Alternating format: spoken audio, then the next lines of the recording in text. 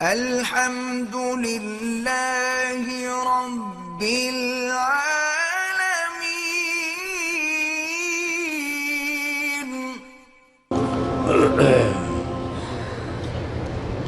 ہمارے گھر میں کہتا ہے جی کہ نا اتفاقی ہے۔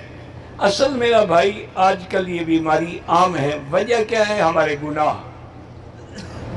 ہمارے گناہوں کی سزا مختلف شکل میں ملتی ہے، کبھی گھر کی پریشانی، کبھی ناچاکی، کبھی قرضہ، کبھی بیماری۔ یہ سب ہمارے گناہوں کی شامت اعمال ہے۔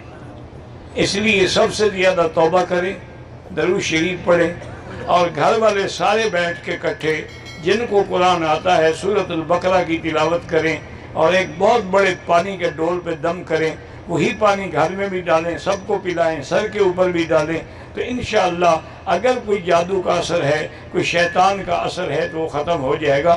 یاد رکھیں، یہ اس میں کوئی شک نہیں، میں مانتا ہوں کہ جادو ہے، جادو ہے، اور جادو ایک علم ہے۔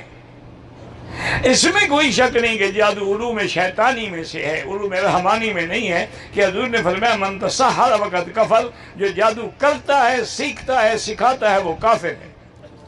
لیکن جادو تو ہے، جادو کا انکار نہیں کیا جا سکتا۔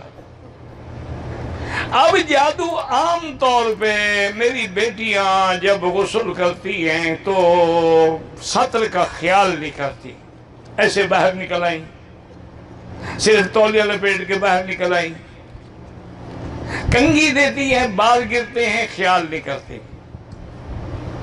حالانکہ ضروری ہے کہ ہر لحاظ اسی موقع پر شیطان کو جادو کرنے کا بھی اور جنات کو اپنے عشق کے اظہار کا موقع ملتا ہے۔